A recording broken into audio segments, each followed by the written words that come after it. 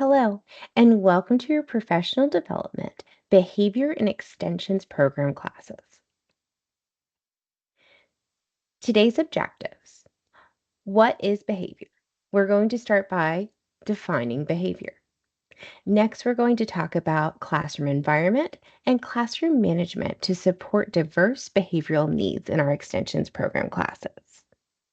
Next, we're going to talk about sensory supports and working with related service providers to address behavior needs in Extensions.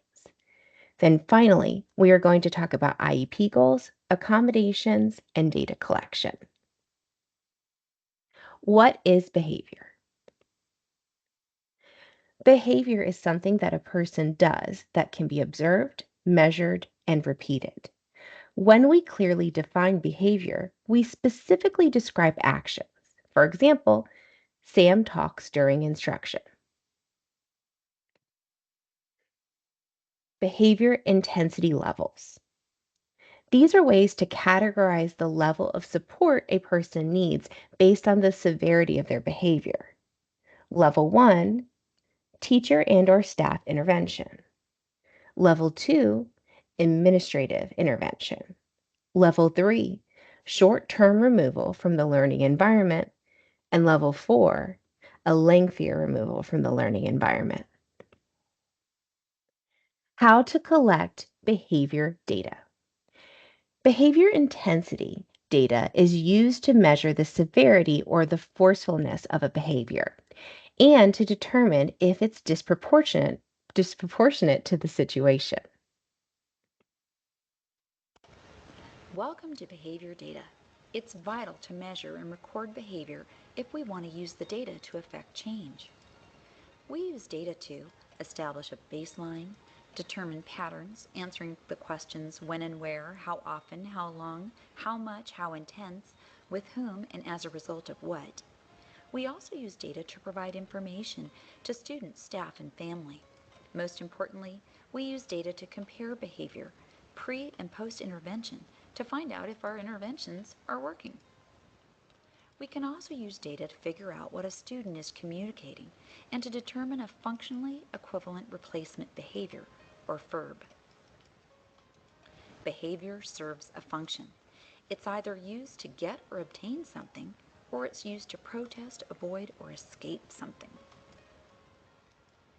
Data is only data if we use it to analyze and interpret. We need to use data to make programming decisions for a student. It's not enough to just collect a bunch of numbers. The process of data collection begins when we define the target behavior operationally. Then we have to choose the data collection system, collect our data, continuously graph and analyze the data, and then make decisions based on our charted data. There are some different types of data collection that work best with different kinds of behaviors. The most common types of data collection are frequency or event, duration, interval, partial and whole, latency, and ABC recording, antecedent behavior and consequence.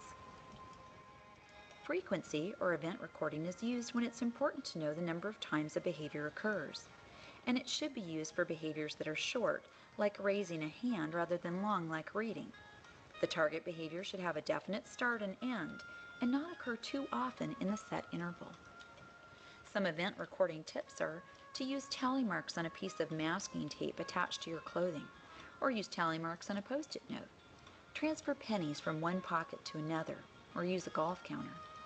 The key is to record the number inobtrusively over a set period of time to determine the frequency. Use duration recording when it's important to know how long a behavior occurs. That will record the number of times or percent of time a behavior occurs during a set time period and can be used with behaviors that occur often. Measure from the start of the behavior until it stops. And a stopwatch or a clock with seconds is the best recording tool for duration recording. Interval recording is used to measure the behavior, or the lack of a behavior, at a specific timed interval. For example, every 5 minutes. Partial interval recording measures simply if the behavior was present or absent during the interval period, and it's used when the goal is to reduce the behavior. Whole interval recording measures only if the behavior was present throughout the entire interval, and it's used when the goal is to increase the behavior. Latency recording measures the length of time elapsed between the onset of a stimulus and the behavior, and it's typically used when we want to decrease the time it takes a student to respond to instruction or something similar. It's often measured using a stopwatch. The last method is the ABC recording. This is a little more difficult to do while you're teaching, so is usually done during direct observation and often in a narrative form on an ABC chart. The operationally defined behavior is recorded along with the antecedent, the stimulus that triggered the behavior, and the consequence, the result of the behavior. Recording tips. Be sure that you have clearly defined the behavior, and be sure that your recording method suits the behavior. Be sure to record during a set time period. 10 or 20 minutes is sufficient. You don't need to be collecting data all day. Calculate your averages and plot the results over time in order to track the behavior and the effect of your interventions.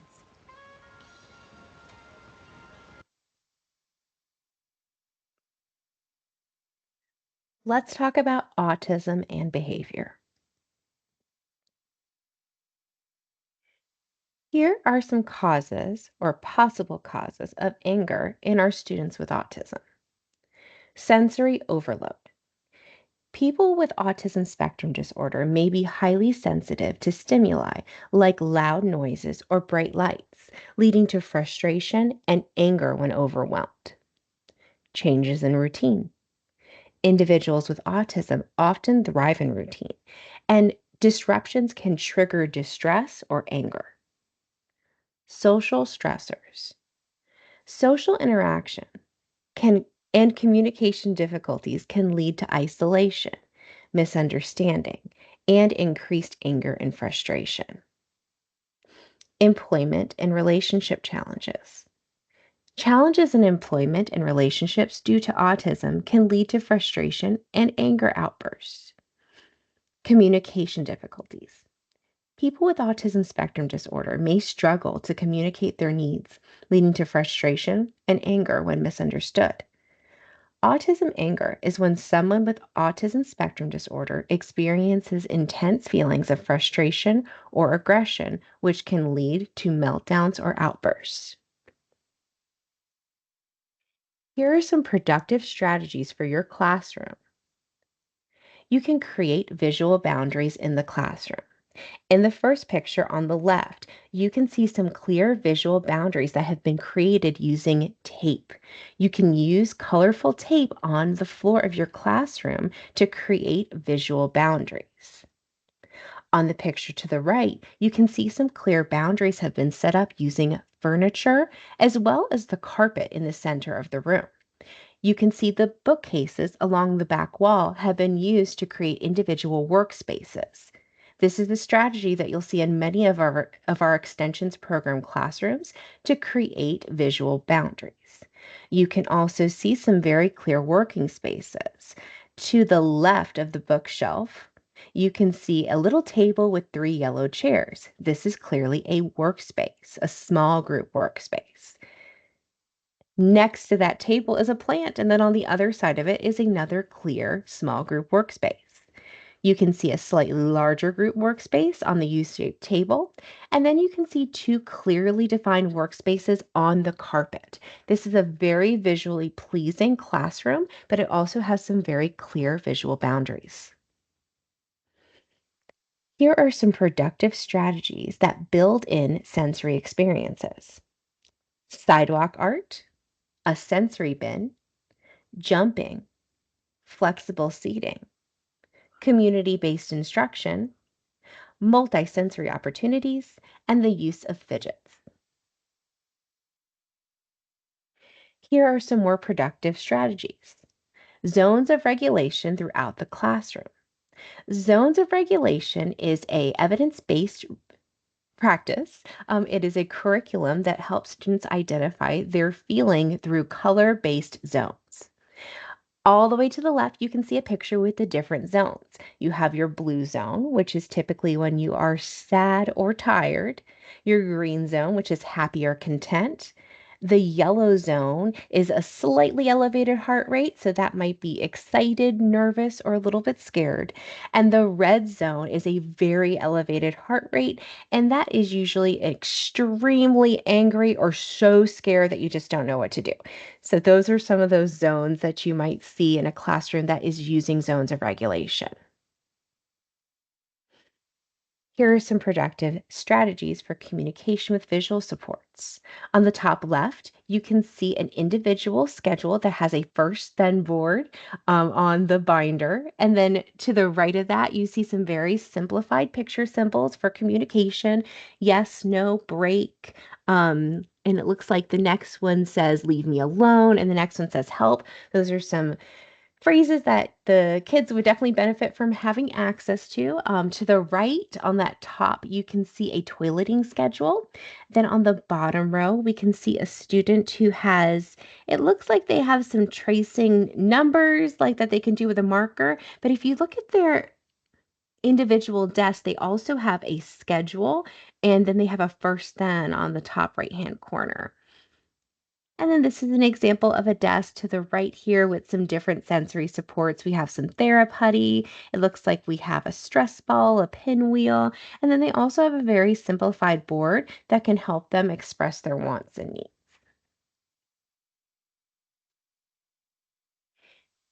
Here are some productive strategies to anticipate behavioral needs.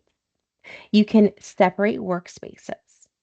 You can manage safety, and you can use a behavioral flow chart. When you look at separating workspaces, this is a really great technique to isolate the space where the student is working so that this can lead to a safer workspace, not only for that student, for the other students as well in the classroom.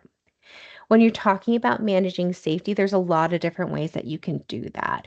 Part of that is isolating and separating that workspace. We never want a student to be away from instruction. However, we do want them to have a clear, safe space that is separate if it needs to be from the instructional space. But it's really important to use this as an intervention and not a means of fully isolating a student. So, if you're pulling a student for separate work in their own separate workspace, it's important for that to have a clear and defined time parameter. We don't need to be away from our peers the entire day.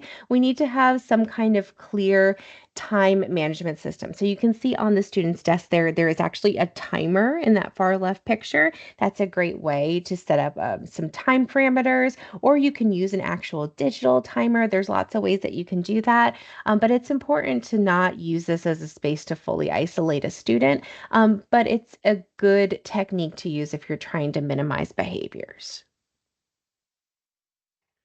When a student is overwhelmed and escalated, it can be challenging to know how to respond in a way that will help that student calm down and reduce those challenging behaviors in the moment while keeping everyone safe, right?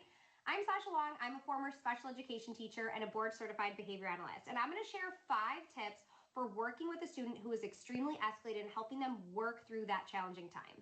All right, tip number 1, 2 words: safety and space. Before you do anything, before you get involved, before you talk, your first thought needs to be safety. If the student is engaging in any aggression, extreme disruption, property destruction, eloping, anything like that, your first thought is safety. Because the most important thing is keeping that child and the other kids in your classroom, if you are a teacher, safe. So think about removing other students from the area, removing damaging items, things that they could throw or maybe bang their head on, removing those things. If the student is throwing themselves to the ground, maybe you put some soft pillows there, but you're giving them space.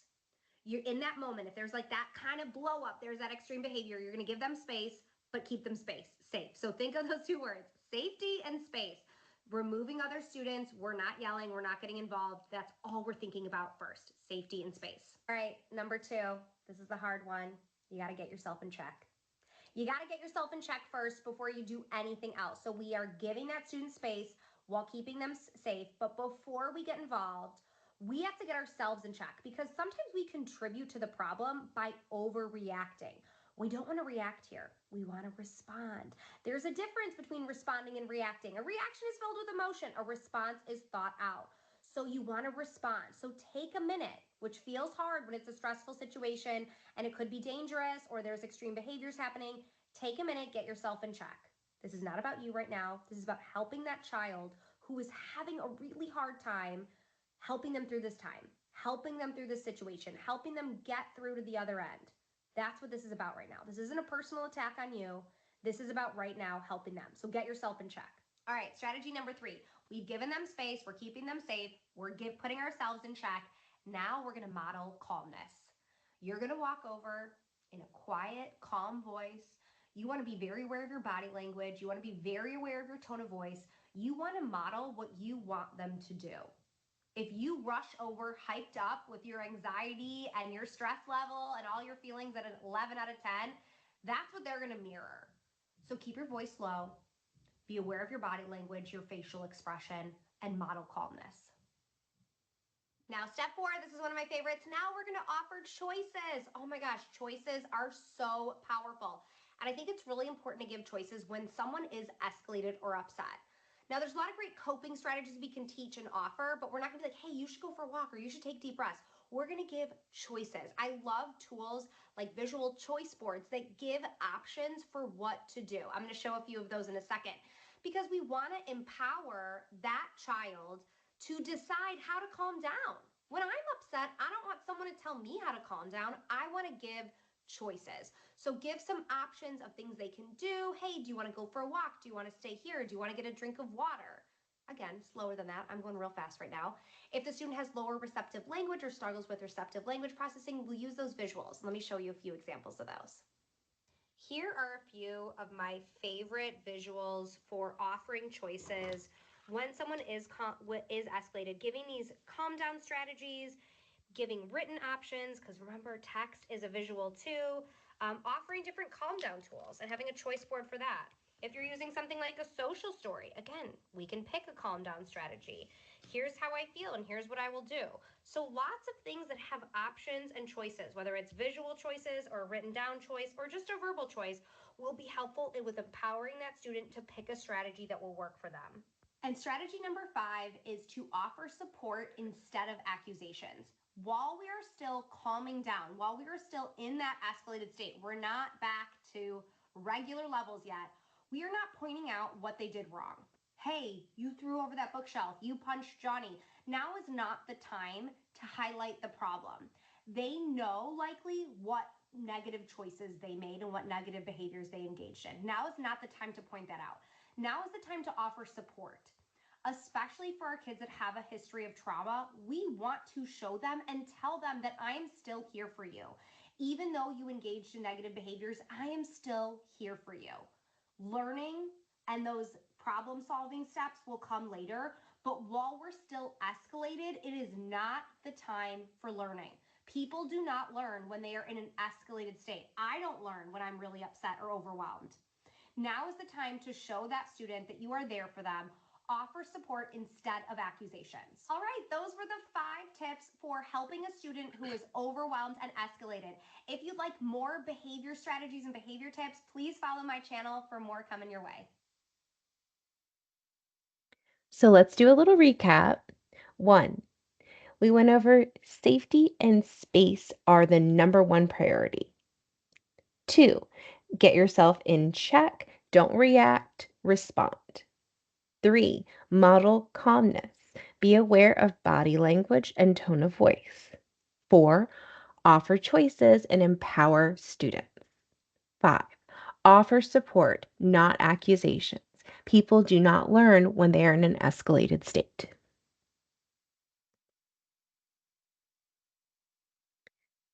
Let's talk about the CPI training for teachers. It teaches the skills to safely disengage and intervene in crisis situations. So here in CMS, we offer something called CPI training. The core training program equips staff with proven strategies for safely diffusing anxious, hostile, or violent behavior at the earliest possible stage.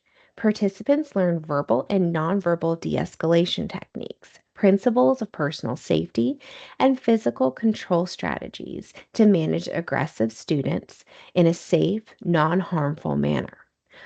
all while establishing a therapeutic rapport after the crisis has taken place. So, if you have not already taken CPI training, please be sure to enroll in that training as soon as possible. It's something that is truly essential in our extensions classrooms, so that we can create a very safe place for our students and we're responding to crisis in the appropriate way. Here are some de escalation strategies for meltdowns. Don't yell to be heard over a screaming child. Avoid making demands. Validate their feelings but not their actions.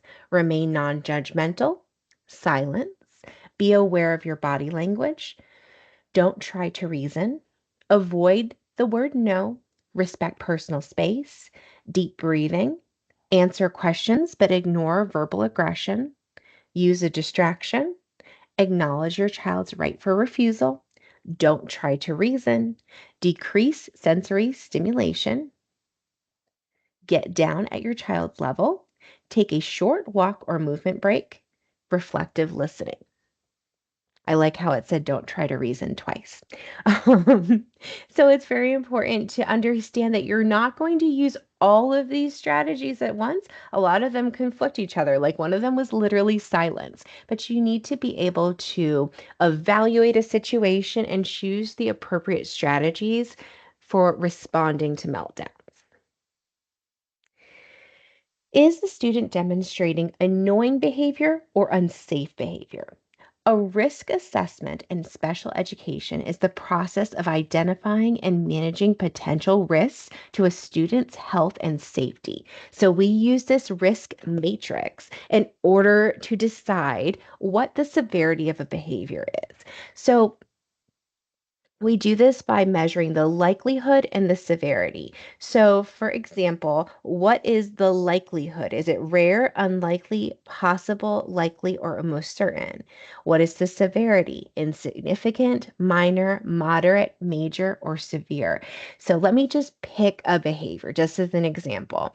I would say self injurious behavior. So, that's the behavior. And I have a student who does this and they do it pretty significantly. So I would say that it's moderate, but the likelihood is unlikely. So they've done it before, but it's usually once or twice a week. It's pretty unlikely that the behavior escalates to self injurious behavior. So in that circumstance, even though the severity of the behavior is pretty moderate when it happens, the frequency or the likelihood is unlikely. So that puts us in the yellow zone there, a medium risk factor. A medium risk factor is usually not going to lead to a CPI response, right? We're not going to try and de escalate that physically. We're going to use some other techniques in CPI that are apart from holds.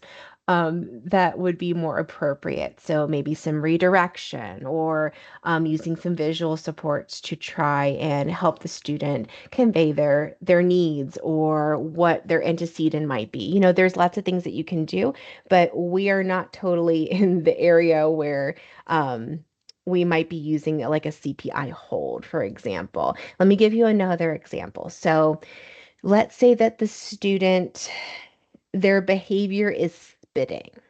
They spit and they do it, if it's possible that it's going to happen. It usually happens like maybe once a day, about once a day. And but here's the thing, spitting is pretty insignificant, right? Like, I would not say that the severity of spitting as a behavior, it's more of an annoying behavior rather than an unsafe behavior. So I would say that's pretty insignificant as far as severity goes. Like, yeah, we don't want to be spit at, but it's pretty insignificant. Now, if it's just happening like every 30 seconds, like just spit, spit, spit, spit, spit, spit, spit, just constant, yeah, that's annoying, but it's also getting a little bit like unsanitary and kind of gross. So, like, maybe that would be almost certain, but still insignificant. But you'll see that under the insignificant category, there is no very high. for the risk factor because it's still insignificant. There can be a medium risk factor, like you might get sick from getting someone spit on you, or you might get really grossed out and might start like a chain of, I don't know, classroom vomiting. I'm not really sure. But there are things that can happen, but they're not going to be very high in the risk. So those are just two examples of possible. Well, let me give one that's high. Okay. So let's say that you have a student who is eloping, and eloping can be a very unsafe behavior. Let's say that every time the student elopes, they run for the highway, they run for 275. That's a pretty severe um, behavior. Eloping to 275 is pretty dangerous, it's pretty severe. And let's say that this response is almost certain or very likely. Every time we have the student transition, it seems like they manage to get out of the classroom, or even if we don't, they'll plow their way through the door and anybody in their way to get to 275. That is a pretty high risk level of behavior on the risk matrix. It's a very severe behavior because it's very dangerous, it's very unsafe, but then it's also very likely to occur. So you're talking about a pretty severe, you're going to be in that red zone when it comes to the risk factor. Disruptive behavior is defined as a behavior that hampers the ability of instruction to teach the students to learn.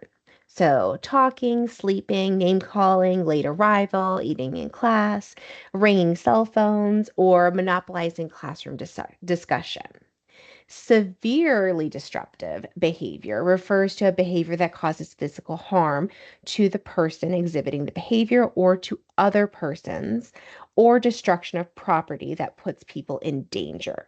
So just recognize that it says destruction of property that puts people in danger, not just disruption of property. Verbal aggression, physical aggression, bullying, threatening, or erratic or irrational behavior. Other impacts. So both of these things can have impacts on these things at the bottom. So whether it's disruptive behavior or it's severely disruptive behavior, these all can impact teacher morale, teacher retention, teaching and learning, school perception, parent and community perception, school culture and climate, and statewide assessments.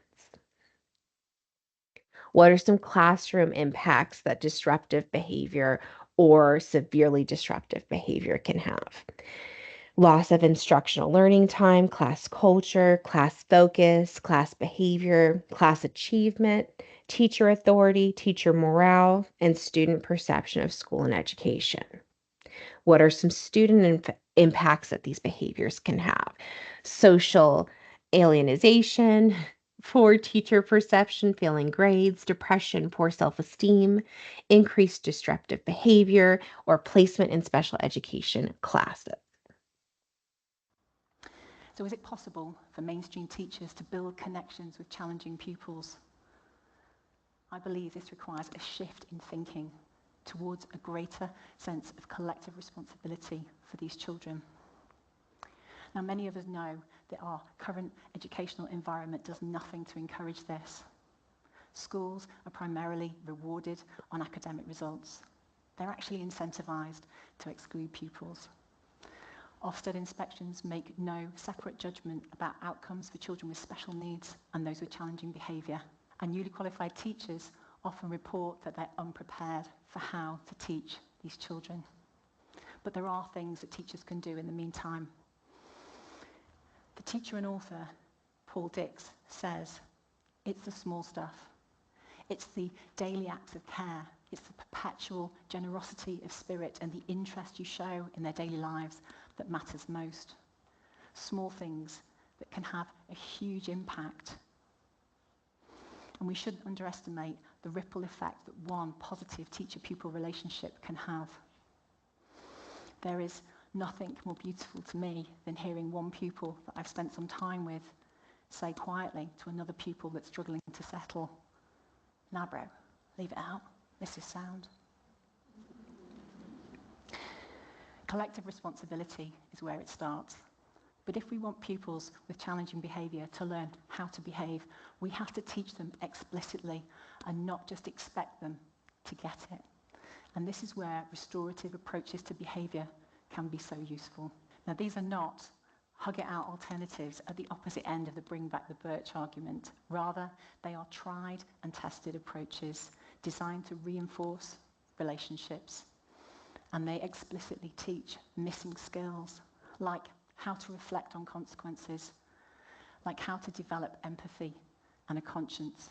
And they instill in pupils the expectation that reparation needs to happen. Detentions, time out, exclusions and isolation do none of this. And we've got plenty of evidence now that shows that our current systems of punishments and sanctions are ineffective with challenging pupils. The head teacher and author, Jarlath O'Brien, says of fixed-term exclusions that they are inaction masquerading as action.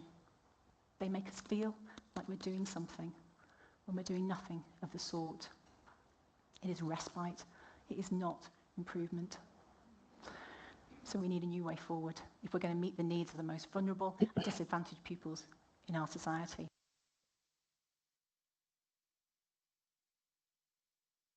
Next, we are going to talk about classroom environment and classroom management. Let's talk about some things that you can use in your classroom environment to support positive behavior and minimize maladaptive behaviors. I like to use countdown timers. Countdown timers are a great visual representation to let students know what's going to happen next. A lot of times we find ourselves saying, oh, we're going to go to lunch in just a little bit. But just a little bit can be the kiss of death, especially for our students with autism. We want to make sure that we are not speaking in possibles and maybes, that we are speaking in absolutes so that we can have the smoothest transitions. And part of that is making sure that we are using countdown timers so that they have a visual representation of time itself. We have to explicitly teach that internal clock that you and I may naturally have. And it has to be, like I said, explicitly taught. So we need to build that in our students. What does a minute feel like? What does 5 minutes feel like? What does 30 minutes feel like? We need to teach that to them explicitly. Next, the use of verbal and visual prompts, such as a first then board. A first then board is an excellent system to use if you're just trying to build a reward system. So first work, then Skittles, first work, then sensory corner, whatever it might be, first work, then iPad. Or if you're using it as a simplified schedule. So you might use a first then board to say first morning meeting, then math. First math, then reading. First reading, then music. It might just be a way for you to isolate just two things that are happening at a given time rather than using a full visual schedule on the student's desk or a full visual schedule maybe posted at their cubby. It definitely simplifies that process, and then you can use this as an intervention to build up to a larger schedule. Using songs and transition sounds. So I have heard of teachers using just like a bing or a zzzz or something cute to make kids know, like, okay, we're about to get ready to start moving or we're about to get ready to line up. It's all about teaching systems. I personally, being in an elementary school class, I had kindergarten and first grade, and I would always use songs to make transitions. So every single time I had students cleaning up, I would play the cleanup song from Storybots. I literally have it memorized. It's burned into my skull. Every time we did something for music, if we were getting ready for music, I had a special song for that. Getting ready for art, I wanted kids to know what we were going to do next. We had a special song for getting ready for lunch or getting ready for recess. And after a while, not instantly, but give it a week, 2 weeks, and you never change those songs, the kids start to know, like, oh, that's the cleanup song. That means that we're going to clean up centers and we're going to do work. Like, these are things that they just get used to. It becomes a part of their system and routine. And using something catchy like a song makes that a lot easier for them to digest. Reinforcers, making sure that you're using positive reinforcement. There's a couple different ways to look at reinforcers, through positive reinforcement or just following through, reinforcing something that is a piece of a routine. So if I play the get ready for music song, you better always be getting ready for music, because the moment you're not getting ready for music and I make a mistake, whoo, that's just a mistake you don't want to make. There's lots of mistakes, you're a human, that you can make during the day, but getting the kids ready with a cleanup song when cleanup wasn't supposed to happen for another 20 minutes, that's not a mistake that you want to be making in our classrooms. So do your best to follow through with the things that you promise and follow through with the routines that you're promising them. If you set a timer and the timer goes off and you've already agreed that when the timer goes off, we are going to put away snack, then you need to reinforce that. Snack needs to go away when the timer goes off. They need to know that they can expect you to be consistent. It's a quiet time. Classroom environment. So we already talked about floor visuals in the sense that we talked about using tape for visual boundaries. But another cool thing that you can do is create some floor visuals like you see on the side here. You can do it for counting, jumping lily pads, maybe situational like feet and hands. Like these are just examples of some things that can get bodies moving and they can be really therapeutic for our students. Another thing that you can do is label areas with visuals. So if there is a certain table that's used for computers, label that computer table so that when you say, Johnny, I need you to go over to the computer table, they're not just relying on your verbal prompting, they're also having that visual support, that visual reinforcer of seeing, oh, that's the computer table. And even your centers, if you have kitchen, put a little picture that says kitchen on it. Because here's the thing, picture symbols are language, right? So let's say we want to globalize that skill. They might be able to see that that's a little kitchen, right? But maybe they go to the cafeteria and you want to say, you can't go back there. That is the kitchen. And it's like, oh no, kitchen, kitchen, kitchen. They're trying to make the connection between that language. But if you have a picture that says, like, no, we can't go back there, that's the cafeteria kitchen, and you point to a visual, it makes it a lot easier for them to understand what vocabulary you're referring to if they are building that lexicon, if they're building that working memory of different types of applications that a word can be. And then that's when they start realizing, oh, I have a kitchen at home and there's a kitchen in the cafeteria and there's kitchen in the classroom, but these aren't all the same kitchen. Kitchens can be different things, but they're still places that you make food. That's just one example of how students grow their language to realize that it's global. It's not just something that they see in the classroom. Practice, practice, practice. You want to make sure that you're consistent and you're practicing using these visuals. True or false? Physical structure of the classroom is not important. That is false. Physical structure is incredibly important. We talked a little bit about visual boundaries and we talked about using furniture. We're talking about it again, just like a little touch on it, but visual boundaries, we're using that tape, we're using room dividers. Room dividers can be a little expensive, so it's good to use different furniture placements. We gave some examples of that earlier. You want to also be thinking about student needs. Who's a runner? Do you have any students who escape academics? Because maybe they're not a runner during snack, but maybe they're a runner during math. Physical needs, like do you have students who are in wheelchairs? Do we need to have wider aisles for those students? Those are just some examples of some things you need to consider when it comes to your environment.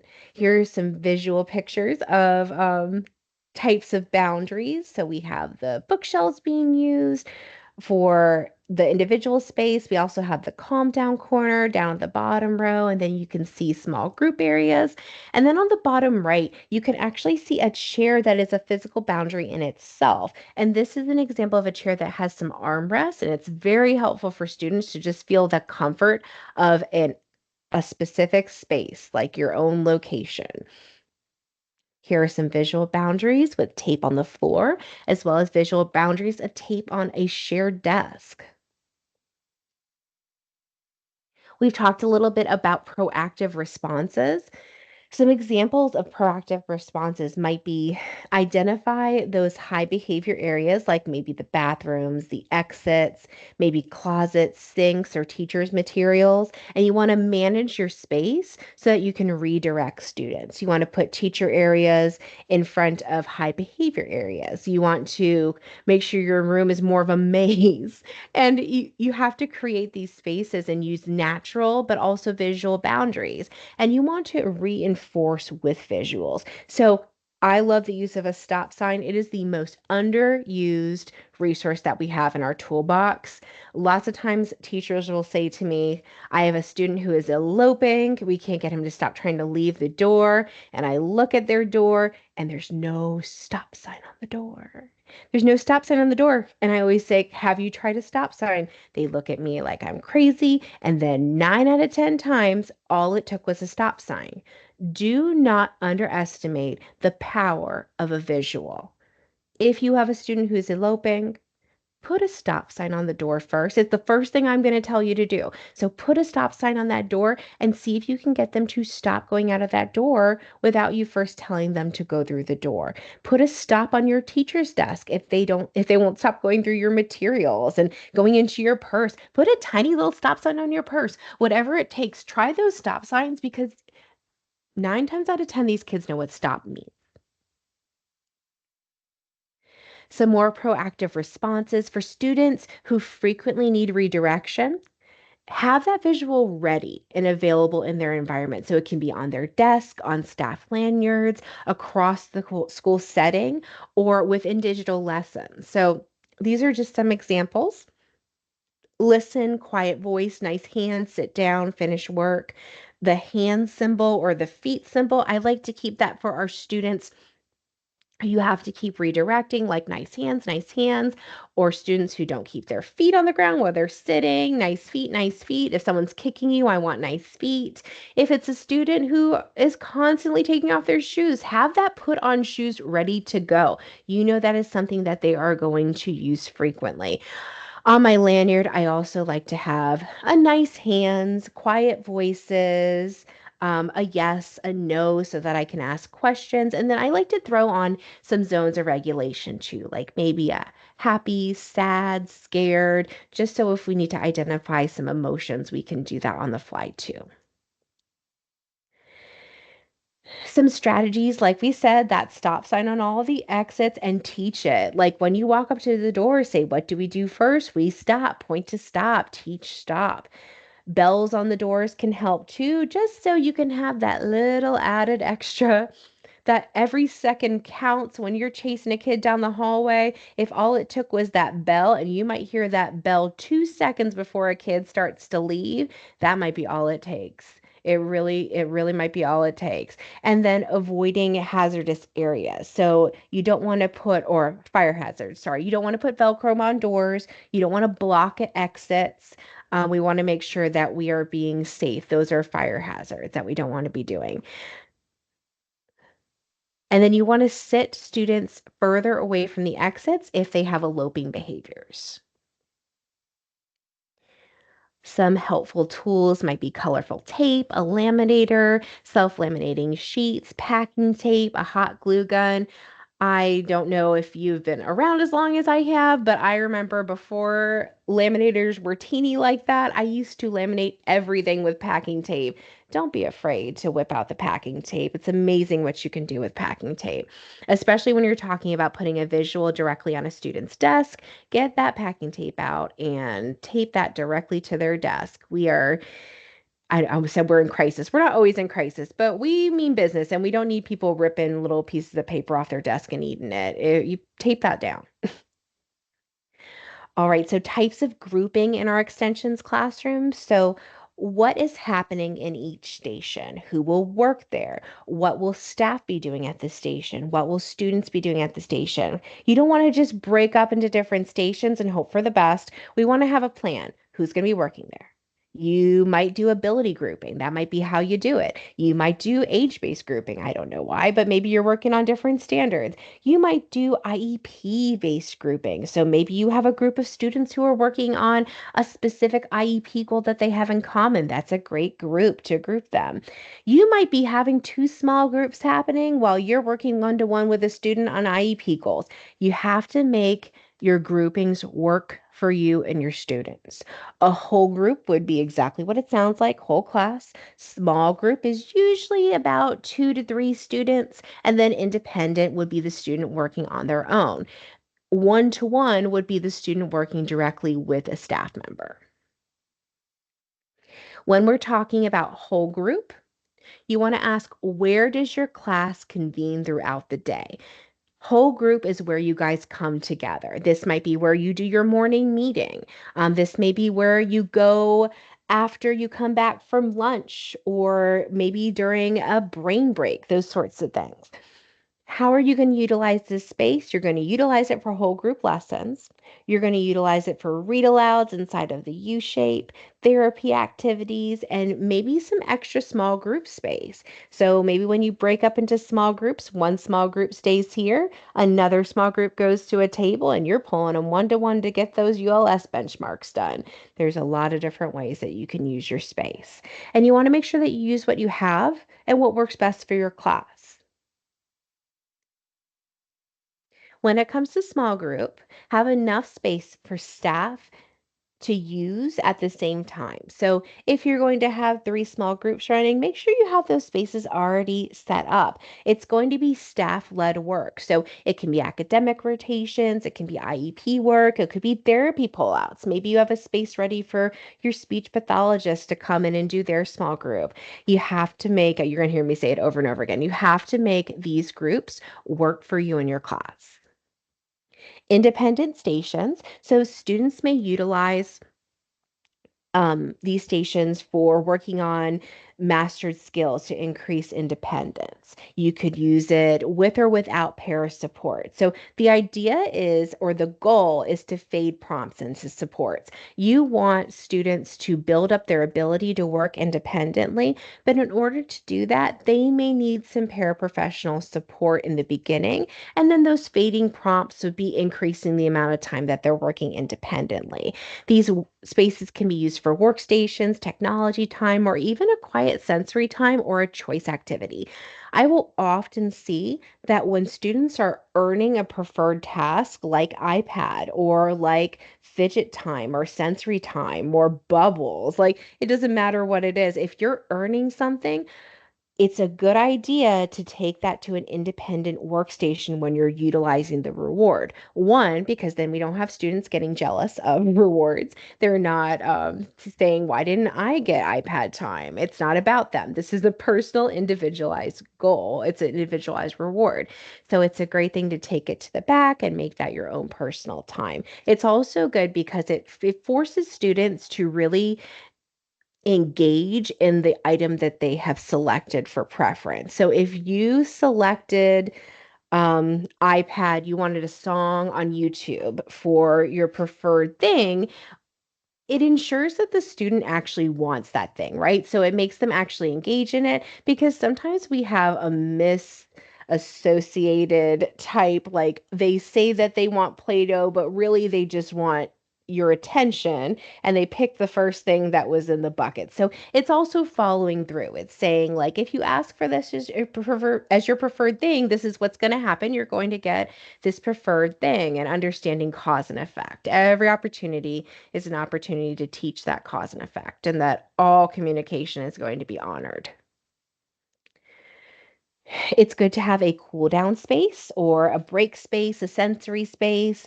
When it's possible, you want to create a space for your students to take a break, a calm down, a timeout, a reading corner, or even like an indoor recess sensory space. If you have the space and the means to do this, this is a great tool to have in your classroom. And here are some just examples of classroom setups. The first block might be something that you'd see in a group of kids that are much smaller. The next picture right there, that is going to probably be like upper elementary or middle school. The chairs are still tiny, the desks are still tiny, but you have desk individual stations. And then the next picture, that strikes me as definitely transition or high school, bigger chairs, still individual workstations. Bottom left, that looks like an elementary, maybe lower or upper elementary school classroom, because you have those small group stations. And then the picture on the bottom right, that looks like high school or middle school. So next we're going to talk about sensory supports and working with related service providers to address behavioral needs. What are sensory supports? Sensory processing reflects the ability to use the senses to take in information, interpret it, and act on it. Your brain integrates sensory input and organizes it, then motor output is produced. What are some examples of sensory receptors? Ears, eyes, nose and tongue, skin, the inner ear, muscles, and joints. The senses that go along with those receptors are vision, hearing, smell and taste, touch, movement, and position in space. Why do students need sensory supports? Students with sensory processing issues have trouble handling sensory input, and at school, they often have to cope with sounds, smells, textures, and other sensations that get in the way of learning. What are some sensory strategies? Calming strategies. Soft, calm music with a definite rhythm, low lights, small private spaces like a study corral or an individual desk or workspace, a refrigerator box, a tent, a comfortable chair, whatever works in your space and with your teaching style.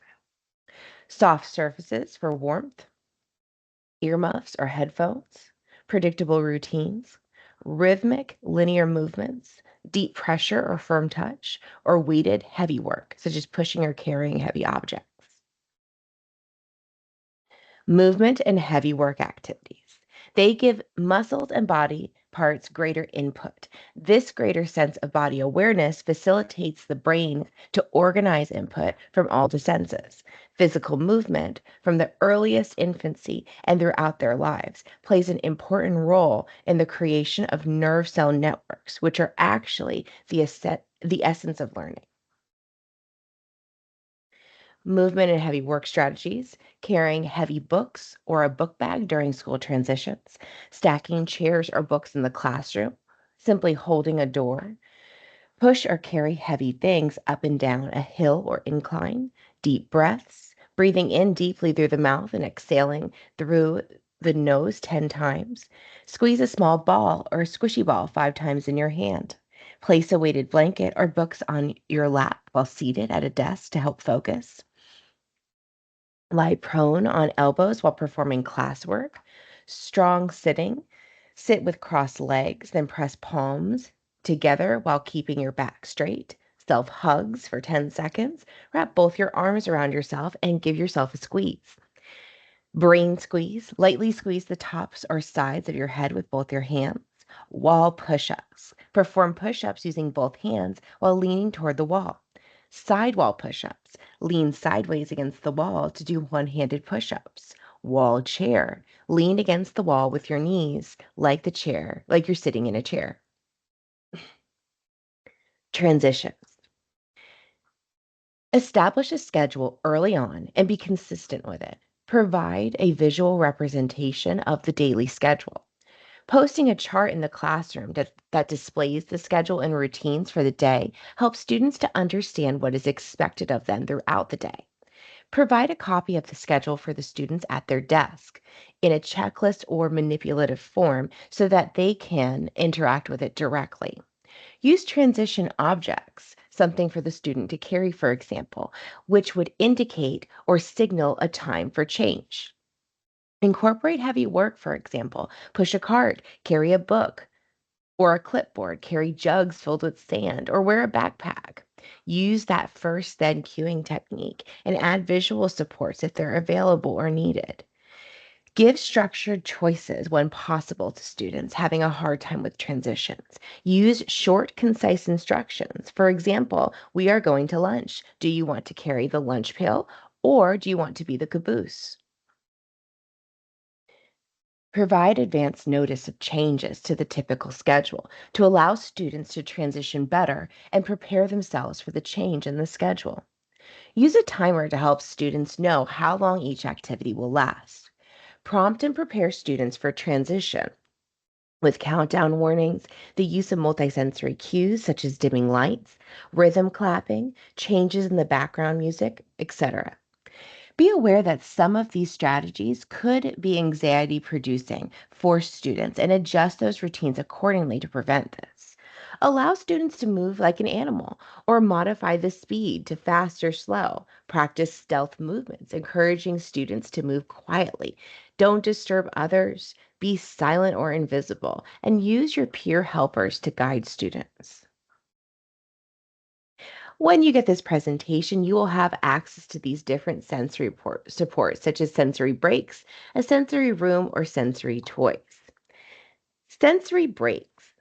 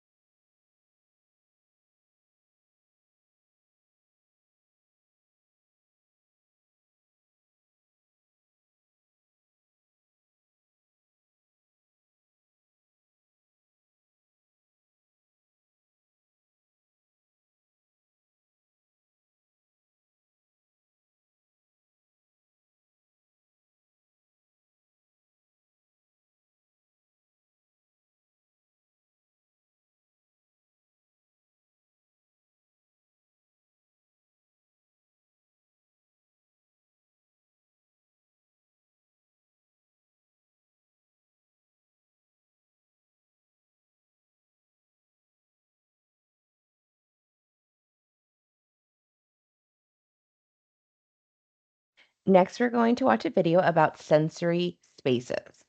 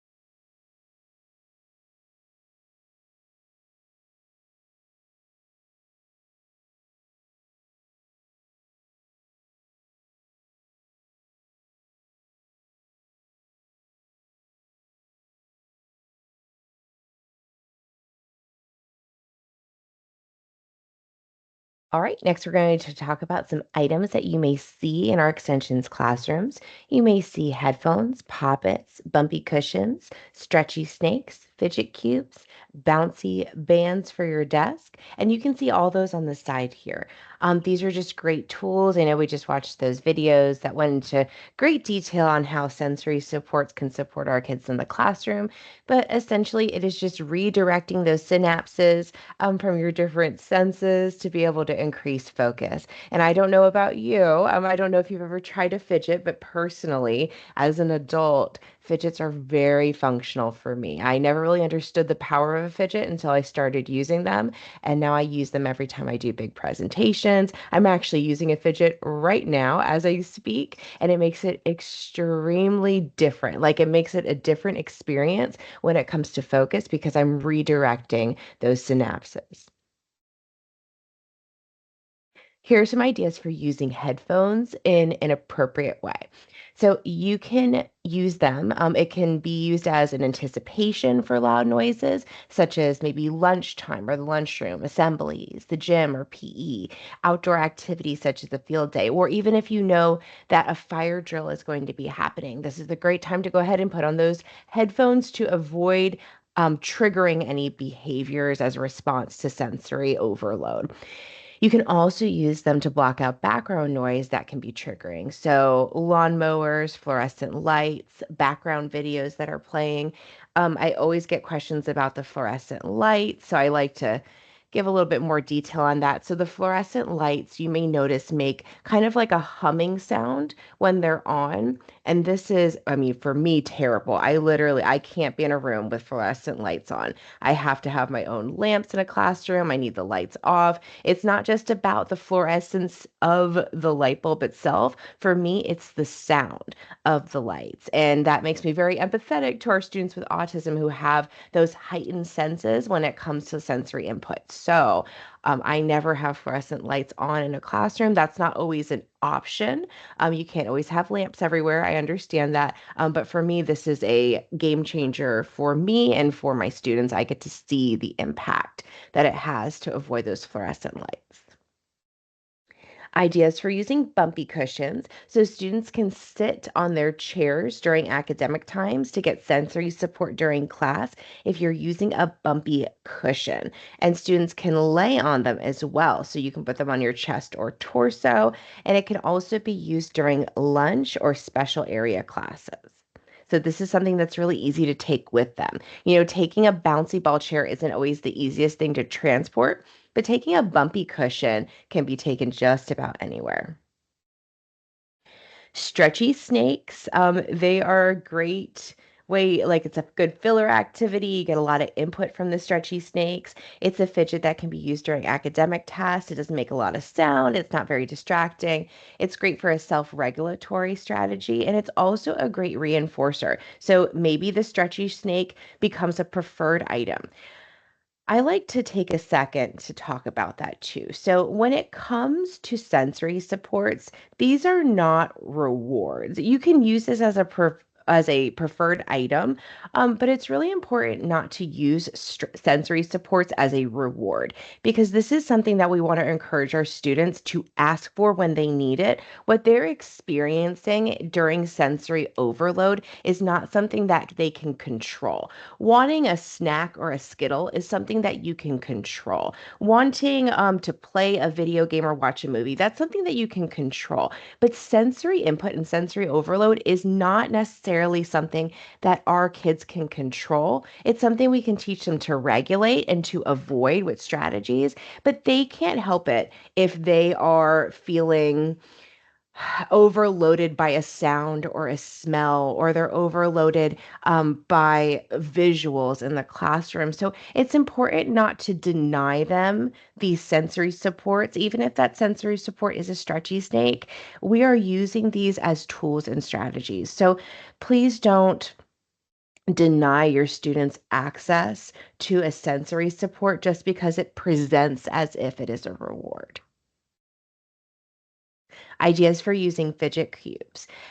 Fidget cubes can be helpful with focus and concentration, and research has shown that when kids can control or direct their movements, especially when they're stressed or anxious, that this can create an opportunity for them to be able to focus more on academic skills, or even during downtime, if you're talking about a student, let's say you're talking about students who are at an assembly, something atypical, something that they don't do every day, using a fidget cube or any type of fidget that requires them to focus and concentrate on the fidget, it will actually increase, it redirects passive brain. So their passive brain is focusing on the fidget, and that allows their conscious brain, or their main focus, to be on the task at hand or whatever's happening in the moment.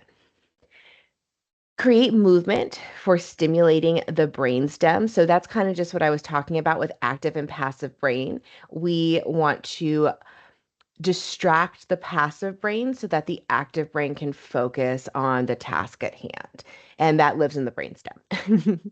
And you want to provide fun mental occupation, support during sensory related breaks to release energy or reduce anxiety. It can help improve those fine motor skills. And fidget cubes are great, but you'll see this in a variety of different methods, different fidgets. Like, for example, right now I'm using it's a marble in a tube. So it's like a little fabric tube. It's about 2 inches long, and there's a marble in it. And I just move that marble back and forth, and that occupies my passive brain so that my active brain can focus for long periods of time. I will do this. I mean, if you haven't tried this, I recommend it. Please try it. If you find yourself having a hard time focusing on lesson planning or working on IEPs, I keep my fidget handy, and it lets me focus for 2 or 3 hours at a time and really not break that focus.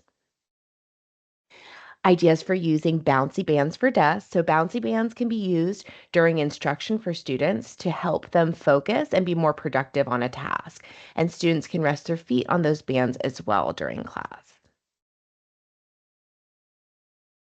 Here are some ideas for functional skills and movement breaks. So once you get this presentation, you'll be able to click on this link and you'll be able to go through some of these ideas. This is a great website. I love the Cambridgeshire Community Service website. They have lots of resources on here, so definitely take a look at this, and it's going to give you some different ideas for incorporating those supports for functional skills and movement breaks. Okay, so next we're going to talk about IEP goals, accommodations, and data collection for behavior.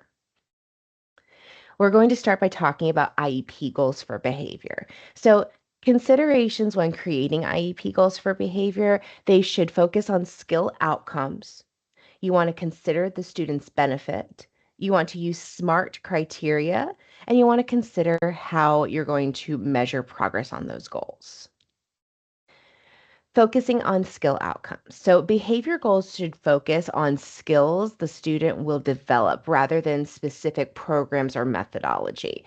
You never want to create a goal that focuses on what a student will not do. You want to create a goal that focuses on what the student will do, or that replacement behavior, the desired behavior. Some examples of desired behavior might be sitting in an assigned area, engaging in a non-preferred task, expressing wants or needs, requesting a break, or increased focus or remaining on task. An example of a skill-based goal might be, given the support of a visual timer, Andy will select a preferred seat, such as a beanbag, carpet square, or ball chair, during whole group instruction and remain in his location for a 10-minute session in 8 out of 10 opportunities over 3 consecutive data collections. So when we're looking at that goal, we see a given, and the given is going to be those supports. So a visual timer, it's going to give him the choice of a preferred seat, and we want him to be choosing that preferred seat and sitting for 10-minute intervals. So this is an interval goal where you're actually going to be taking time on that goal. Chances are, if you have objectives on this goal, you might increase in time. So you might start with him sitting for 5 minutes, increase to 8 minutes, and then ultimately have him mastering that goal at 10 minutes. Consider the student benefit. Goals should focus on the benefit to the student and how the skills will help them. Everything in the IEP should be student focused. So you're not writing a goal for them to be less disruptive to other students, or, to be less, I mean, obviously we want this, but to be less injurious to teachers. That's not what the goal is necessarily supposed to be for. It is supposed to be for the student. So, an example, a goal for a student who is disruptive when overwhelmed could focus on self regulation rather than avoiding the disruption itself. Examples for student focused skills might be self regulation, self soothing strategies, expressions of wants and needs, and choice making.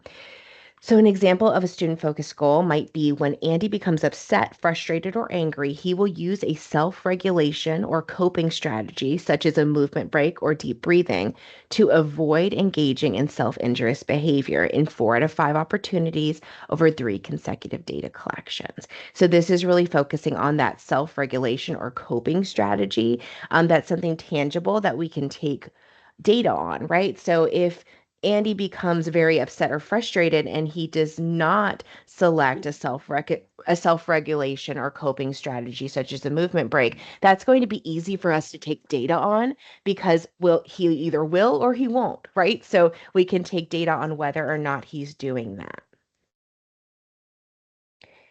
Whenever you're writing a goal, you want to make sure that you're using SMART criteria. So goals should be specific, measurable, achievable, relevant, and time bound.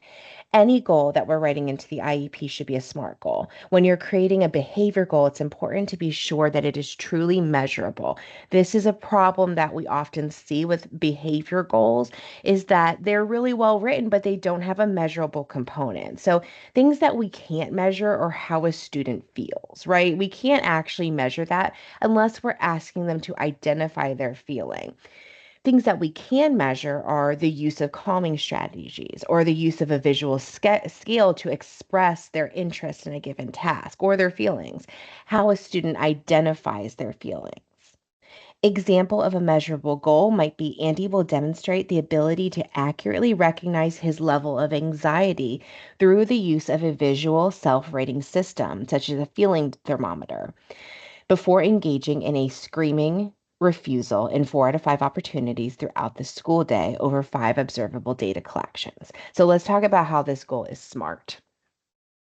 It's measurable because Andy is using a visual self-rating system.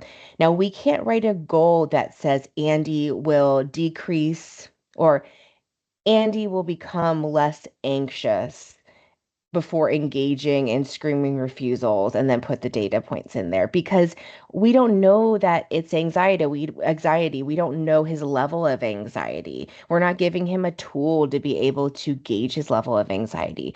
This way, we can actually take data on his level of anxiety, so what he identifies, and if the use of this tool is a good way to support him in maybe identifying an antecedent, which would be the anxiety, or using coping strategies to come down from that anxiety. So if we can identify what's causing him anxiety, where he is on a visual self-rating system, can we avoid the screaming refusals? And let's take data on that to see if this is an effective tool for him. And then measurability, we want to, like for the example with this one, we're not constantly taking data, right? We're not taking data every minute of the day. But what this is saying is that you're taking data on, let's say, 5 possible opportunities, and you want him to be doing this act in 4 out of 5 of those opportunities in order to be successful at the goal. So let's say that he engages in screaming refusals caused by anxiety about 10 times a day. Well, that gives you 10 opportunities to take data, and you just want, in that example, if he's doing it 10 times a day, you might say, this is the data day for us. I want him to be able to do this in 8 out of 10 opportunities. See how I flexed it up to 8 out of 10. And you're just going to be taking data on that goal. You might want to do that 2 times a week, for example. Let's say that you see him consistently doing this in 4 out of 5 opportunities, right?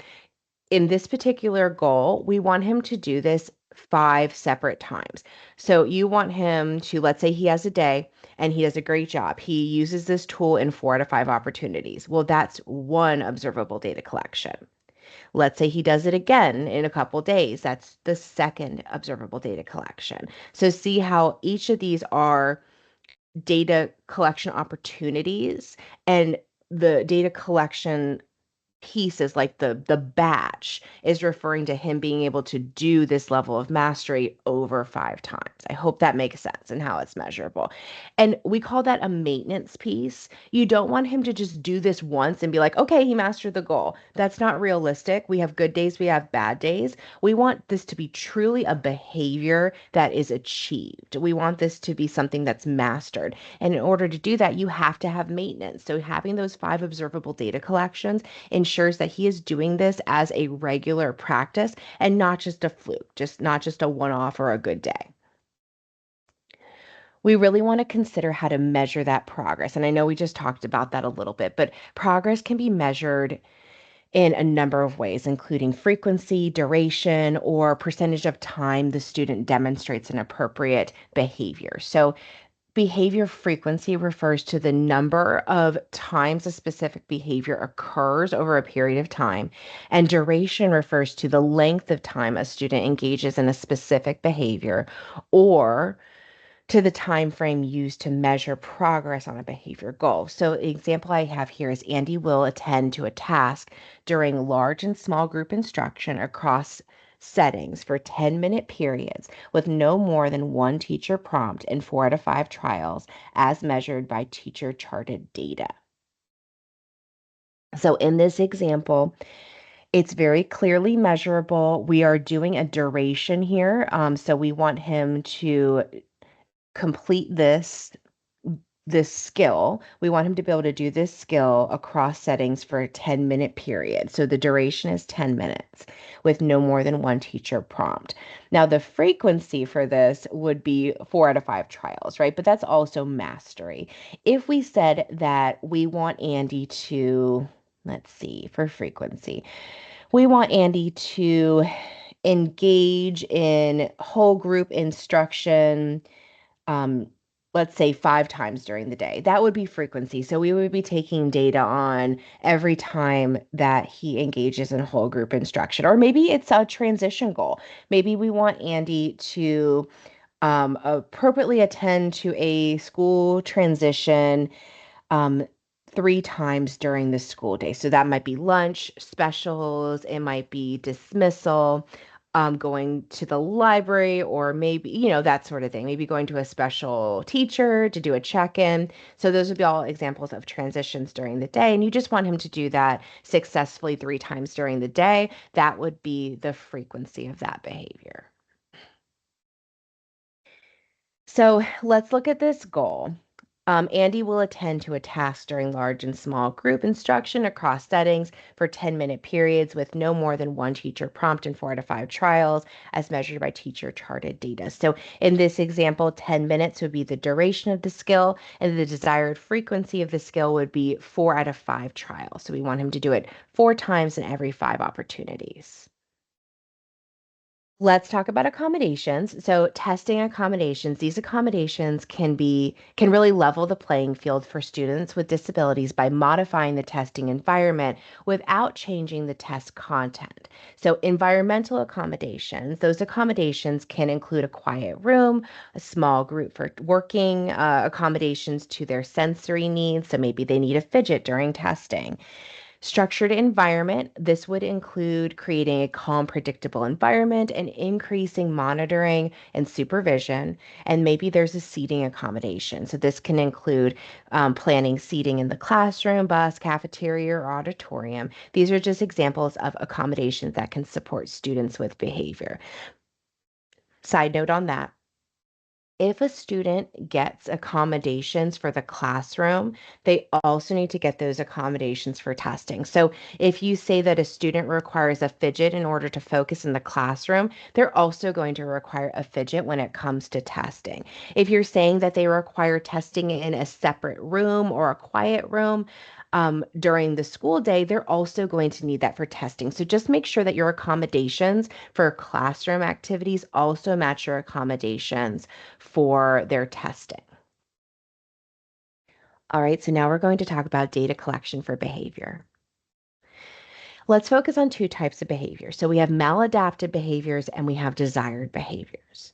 Maladaptive behaviors are behaviors that can interfere with a person's ability to function in their daily life or to adapt to different situations. They can range from minor behaviors like nail biting to more serious behaviors like self injury. A desired behavior can refer to actions or responses that are in line with expectations or goals. So we write IEP goals to target and develop desired behaviors, and these desired behaviors serve to replace or decrease maladaptive behaviors. Let's talk about first data collection for maladaptive behaviors. So, when we're talking about data collection for maladaptive behaviors, it's important to collect data on these behaviors that are impacting the student's academic and functional achievement in their educational environment. Here's what a timeline might look like for collecting data on these types of behaviors. So, first, you want to identify the maladaptive behavior and that it's reoccurring. So, eloping, that would be running, running away, biting, hitting, self injury. We want to know that these are reoccurring behaviors and it's not just the student bit me once or the student hit me once. I know that stings. I know it stings to be hit and bit, but we don't want to create behavior goals or behavior plans based on something happening one time. But if you see that it's a reoccurring behavior, then that's the time when you want to identify that maladaptive behavior and start to collect data. So, for about 2 to 4 weeks, we want to take data on the frequency and duration of that maladaptive behavior. So, if, for example, it is self injury, you want to take continuous data on that. So, it's really important to understand the difference between taking data on an IEP goal and taking data on a maladaptive behavior. When it comes to maladaptive behaviors, you want to take data every single opportunity. We do not want to leave an opportunity on the table for collecting data. So if the behavior is self injury, anytime they engage in a self injurious behavior, you want to take data on that occurrence because that is what we're going to use to create goals, to create a behavior plan, maybe do an FBA. It's really important to have strong data. And those 2 to 4 weeks, you want to be collecting data using an ABC chart. This is an antecedent behavior and consequence chart. And you want to really be identifying what is triggering or causing behaviors, the behavior itself, and what happens after the behavior occurs. Ongoing data collection. You want to use the data collection to create a crisis plan for how the staff is going to react before, during, and after a maladaptive behavior. So, something very important when it comes to modifying these behaviors, these maladaptive behaviors, is consistency across the board. Every classroom staff member needs to react the same way. I know it's hard to say that everyone's going to react the same way, but if you make a plan, then you have an understanding that this needs to be the reaction. So let's say that an antecedent for a student is transitioning. We have to transition. The transitioning happens during the day, and the whole point is that we want to build the student up with sensory strategies or behavior strategies, self-regulating strategies. We want to identify what the antecedent is, what the trigger is, because we need to start working with the student to be able to adapt and not engage in the behavior as a response to the trigger. Triggers happen. We can't remove all the triggers from a person's life, right? And we don't want to. That's the whole point in modifying this behavior. But that being said, let's say that the trigger is transitioning. If the student is about to transition and we know that this is a trigger or an antecedent for them, it's really important for classroom staff to be responding to this trigger in the same way. You can't have one teacher assistant telling them to get over it and just get in line, and then have another teacher assistant using visual supports and a visual schedule and a timer and all these things to support them. Obviously, I hope you know which is the better solution, but we want everyone in the classroom to be using visual supports. We want everyone in the classroom to be using that timer to help them anticipate when the transition is going to occur. These are strategies that once we identify, okay, transition is the antecedent, and you identify that using your ABC chart and your data.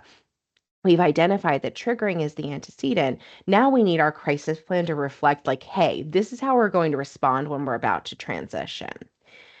Another important thing is to have that crisis plan reflect what you do during a behavior. You can't have one teacher's assistant working with the student with limited language and visual supports, and you can't have the other teacher's assistant trying to yank the kid up and get them to do the task, right? We want to make sure that we are identifying exactly what we do during a behavior. So, for example, let's say that the student has problem with transitioning and we have broken into a behavior. We're on the floor, we're screaming, we're kicking, we're trying to bite. You might want to say in a crisis plan that when the student is engaging in the behavior, we are going to provide a visual cue with one verbal cue. For example, it might be a visual that shows them getting in line and say, we are getting in line so that we can go to music. You give them one verbal prompt with a visual, and you don't need to keep saying, get in line, get in line, get in line. I don't know about you, but I'd want to bite you too. If you were just over me, hovering, trying to get me to get in line when I've already told you I don't want to do that. And for whatever reason that might be, right? We have to understand that they have reasons for these behaviors. So, when the student is on the floor, you as a team may decide we're going to give one verbal and visual cue, and then we are going to stand proximally to the student so that they cannot hurt other students, so they don't elope or run. That might be the plan that you guys have. So standing proximally and so that to protect the safety of the classroom and the students, and then establishing maybe a verbal cue after 5 minutes or whatever that may be. Providing a sensory support like a fidget, giving a choice. Like these are things that you guys have to decide ahead of time based on your data and what works with the student. If all the student needs after they engage in the behavior, the dropping to the floor, screaming, kicking, maybe they just need an opportunity to choose a sensory support. Would you rather a squiggly snake or would you rather a fidget cube? And if they pick from those things and they get up and they walk to music, that is a sensory support. It is not you conceding to a behavior. It is so important for you to understand as a teacher that you are not conceding or losing when you provide a sensory support to a student. You're not giving them a toy. You're not spoiling them. You're giving them what they need to function through a transition or a stressful time. So you want to have empathy. You want to have heart and kindness when it comes to supporting students through these behaviors. They are responses to anxiety, responses to fear. Kids don't just do stuff for no reason. There's always a reason. And that's why we take this ABC data so that we know what the antecedent is. And then perhaps most importantly, what are you going to do after the behavior occurs, right? So you want to make sure that you guys have the same response across the board. You have 3 adults in the room. We can't have one adult just ignoring that the behavior even happened while the other adult is taking the time to sit with the student and rehash the behavior and maybe talk about why it happened or how they felt during it or if they felt like it was appropriate response. Like we can't have 2 extremely different responses after a behavior occurs. Your classroom strategy might be to ignore that behavior happened until you have a future calming moment at the end of the day and maybe you're revisiting things that happened during the day. It's your classroom, it's your kid. You have to decide what works for this kid. So what happens after may look different in different classrooms with different kids, but it should look the same across the board with all of your teachers and adults.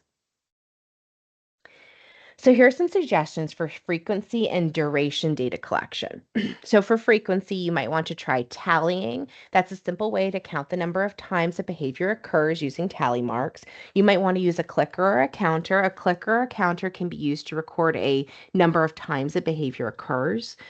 You may want to use small objects. I do this all the time. So I will put maybe some beads. I used to do it with jelly beans.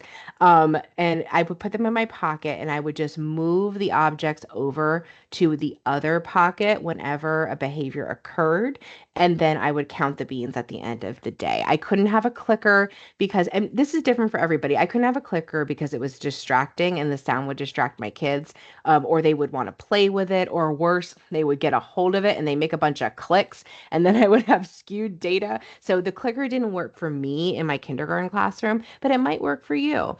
So try these different things, whatever works for you. Or electronic data collection might work for you. So frequency data can definitely be recorded electronically. Maybe you have your phone. Also, okay, let me just say this. A lot of times people are like, oh, I don't want to have my phone out during the day. If you are using your phone to collect data and that is the best means of collecting data, talk to your administration about that so they know, like, hey, she doesn't have her phone out because she's texting during lunch. She has her phone out because Johnny engages in physical aggression toward other students, like pinching, and she's trying to take data on that during lunch times.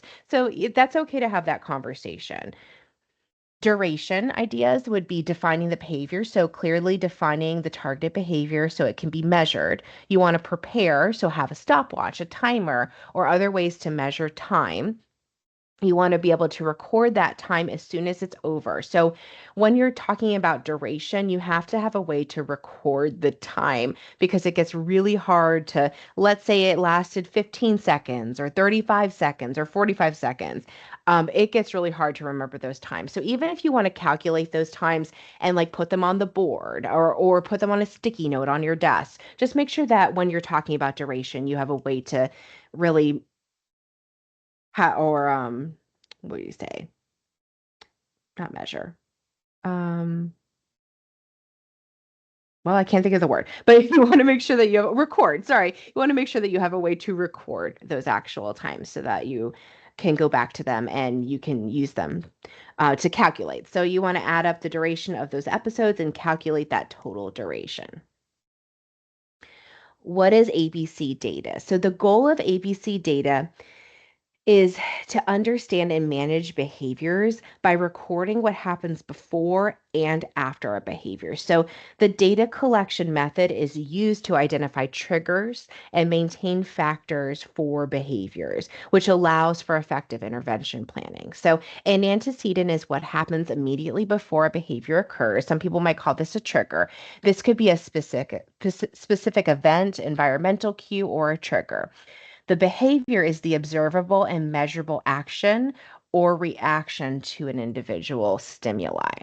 The consequence is what happens right after the behavior. So sometimes people hear consequence and they immediately think like a punishment, right? Like, okay, you're going to timeout. That's because we use the word consequence and punishment kind of interchangeably in language, but consequence is actually literally broken down to consequence. So what happens after a sequence, last in the sequence. So it's not a punishment. It is just what happens. Your consequence of a behavior might be having to sit at your desk for 2 minutes before engaging in a preferred task. That's a consequence. It's not a punishment. It's just something that happens. A consequence might be to go to the sensory calm down area after a behavior has occurred. The consequence might be to go sit with your teacher and have a conversation about what just happened, a reflection time. Consequence literally just means what happens next, what happens after a behavior. A consequence may be that the student has to just return to their regularly scheduled events. So if the consequence happens right before a transition, or I'm sorry, if the behavior happens right before a transition or during a transition, the consequence might be the student re-enters the transition period. So they go right back into transitioning with no downtime. Once you get this presentation, you are going to be able to click these links, and these are resources for collecting ABC data. We have a checklist here. We have long form ABC data collection, and then a chart for continuous ABC data collection. Let's talk about the crisis plan. So once you've identified the maladaptive behaviors and you've collected data on the frequency and duration, and you've collected informative data via the ABC chart, you have what you need to develop a comprehensive crisis plan, which is what we talked about a little bit earlier. So that crisis plan is just ensuring that everyone in the classroom knows how you are responding to an antecedent, how you're responding before a behavior occurs, how you're responding when you see triggers in place, how you're responding during a behavior, and how you're responding during the consequence portion of that ABC continuum. A crisis plan is a reactive plan that includes immediate action, so the plan that focuses on stopping dangerous behaviors as soon as possible. Consequences, the plan provides appropriate consequences for student actions. Procedures, the plan may include controlled procedures like a restraint or a locked time out. The team roles, the plan would consider the roles of each team member, including who will contact backup, who will document the crisis, and who will lead the debriefing. And debriefing, the plan includes how to debrief the student once they are calm. Here are some next steps. Since once you've developed the crisis plan, what should you do next? So after you've developed that crisis plan, you want to spend at least 2 to 4 weeks continuing to collect data on that frequency, on the duration, on the ABC. This lets you know if the crisis plan and that continuality and consistency is supporting to decrease the behaviors. If the behavior decreases or stops, you want to continue to collect data, but only as maintenance until it's resolved. So you want to just keep collecting so that you have a log for yourself. Like, let's say transitions are great now and you haven't had a behavior in months and you're just loving this for him, but then all of a sudden you're transitioning to a field trip and you've never done that before. And Andy just freaks out. He has another meltdown. You have to go through the whole crisis plan again. Well, that's data, and it's important to collect data on that and really be able to say, look, we had an incident, but here's why we had the incident. We know why we had the incident. We need to do a better job of making sure that we support Andy before something unusual like a field trip. So that's just an example of maintenance data. Let's say you collect that data and up to 90 days. So this is how long you could be doing this. If the behavior persists, you want to consider opening the student for a reevaluation and the formal FBA process. So you want to ask for a functional behavioral assessment, and this is going to be a process that you can get support with your psychologist or school psychologist too, but we are going to have a training in, I believe it's the next training for early release day or perhaps the one after, but we are going to be doing a training that goes more in depth into the FBA process. So just know that that FBA process can take up to 90 days, and it is a process of identifying specific behaviors and how you're going to respond. So during the FBA process, the team is also going to create a behavior intervention plan, which is going to target maladaptive behaviors and implement interventions to systematically decrease, manage, or eliminate behaviors. And remember, this is all, if you look at this chart, the crisis plan, if the crisis plan is effective in streamlining classroom behaviors from the adults, you might see a decrease in that behavior or it stops completely. This is if that crisis plan does not prove effective, that we have to take the next step and open up that FBA and create the BIP. Behavior goals in ECATS. So you are going to need to have something related to behavior to document under the assessment summary. Some examples might be the behavior assessments, observations, a review of existing data. Under assessment summary, you are going to have something. And if the student has an FBA, you can go ahead and link that in there. That's where the assessment should be documented.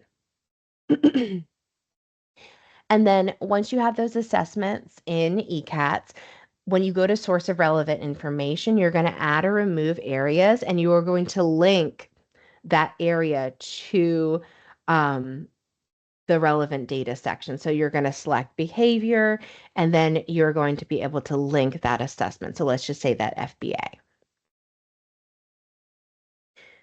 Under the present levels tab, you are going to write present levels of performance. Your present levels of performance need to include a can do, a can't do, and a goal or impact statement. So here's an example. Your present level should include a can do statement. So in this example, we have that based on formal observations, and classroom data, Bobby is able to stay in a assigned area for 3 minutes and 16 out of 20 opportunities. So at this point, you've collected a bunch of data about Bobby and you're able to say what he can do. 3 minutes may not seem like a long time, but this is what he can currently do. He can sit for 3 minutes. Your goal might be 10 minutes, but what can he do right now? He is able to attend to a one-to-one teacher-supported task for 8 minutes and 75% of observable opportunities. If you are saying that Bobby cannot attend for 15 minutes or 20 minutes or 30 minutes, that means that you know how long he can attend. If it's only 8 minutes, that's okay. That's what he can do now, and that might lead to the goal that you want him to be doing. He is able to select a preferred activity from a field of 3 visual choices and attend to that activity for 15 minutes independently. So these are just examples of things that you might use to say for what Bobby's can do is. What can he do right now?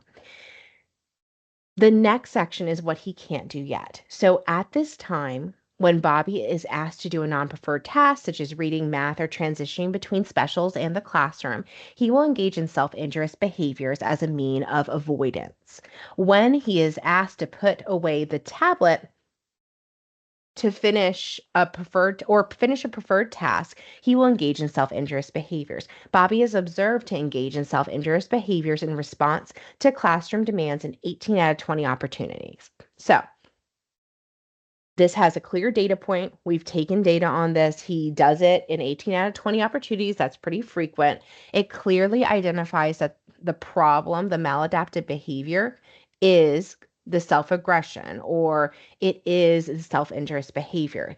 That is what he is struggling with. So he cannot do these things at this time. He is struggling with this thing. How is he struggling? What does it look like? The next statement is his goal statement. So your present level should always have a goal statement. Every time you put a goal statement in, you need to write a goal for that statement, right? So the goal statement here is Bobby is not yet able to use self-regulation or coping strategies such as a movement break, deep breathing, etc., to avoid engaging in self-injurious behaviors. That means that I'm probably going to write a goal that says when Bobby becomes upset, frustrated, or angry, he will use self-regulation or coping strategies such as a movement break or deep breathing to avoid engaging in self-injurious behaviors in 4 out of 5 opportunities across 3 consecutive data collections. So that is an example of you have a goal statement, what they are currently struggling with, what they cannot do, and then a goal based on that statement.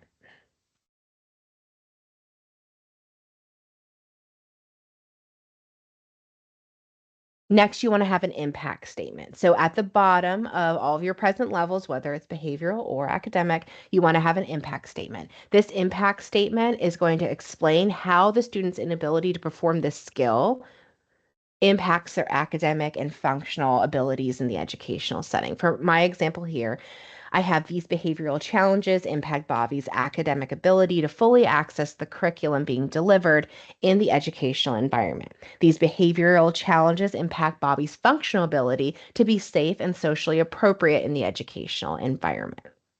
So how does it impact him functionally? How does it impact him academically? Next, you'll go to the special factors page. So under the special factors section, you'll need to select yes in the area specially designed instruction in order to add goals in the upcoming pages. So you go to the special factors, scroll to the bottom, you'll see area and need a specially designed instruction, and you need to select yes for this in order to be able to populate goals. Next, you go to the annual goals tab and you're going to see the area and need especially designed instruction that you selected earlier. And you're going to also see those present levels of academic performance, or I'm sorry, present levels of academic and functional performance. It's going to be in there and you're going to select the green add/delete goals button.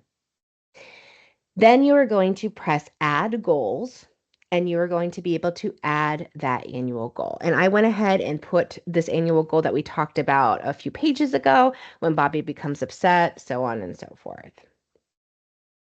After you add that goal, you are going to need to add the goal details and objectives.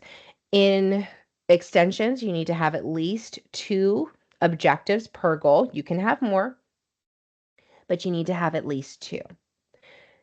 When you go to the details, this is where you're going to add, is this a transition goal? Does it require assistive technology? And then your methods of progress monitoring and your mastery criteria.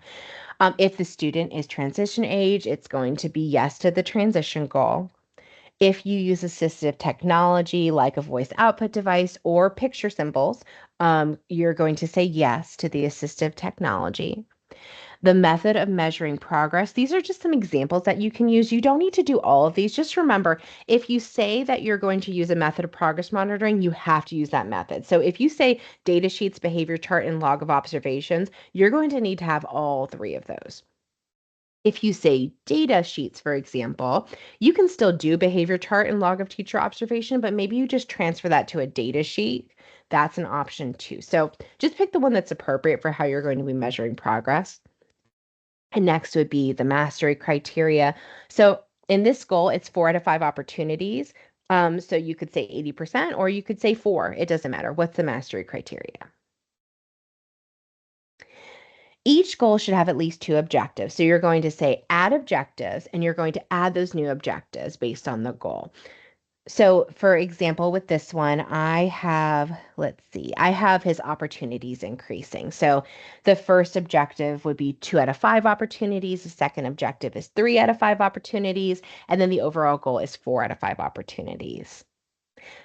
But this could increase. Let's say you have a goal that has duration, like we want him to engage. We wouldn't say self-interest. This would be, it's all or nothing with self-interest. We don't want him to be doing that at all.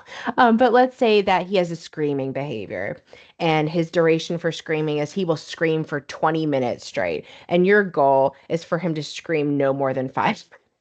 That's a bad example, but let's just say that one so that we can use it. Your goal is for him to scream no more than 5 minutes. Your first objective might be for him to scream no more than 8 minutes, and then or 10 minutes. And then your next goal might be for him to scream no more than 7 minutes. And then your next goal might be for him to scream no more than 5 minutes, the overall goal. So that's just an example of how you could change also the duration of the behavior, not screaming. Okay. So and finally, when it comes to those annual goals, you just want to make sure that your progress monitoring for the objectives are the same as your progress monitoring methods for monitoring the goal itself. Thank you so much for taking the time to watch this presentation, this professional development on behavior. Please join us for the upcoming early release days. We are going to continue to support you with these professional developments that really focus on behavior with our students in these extensions program classrooms. Thank you so much.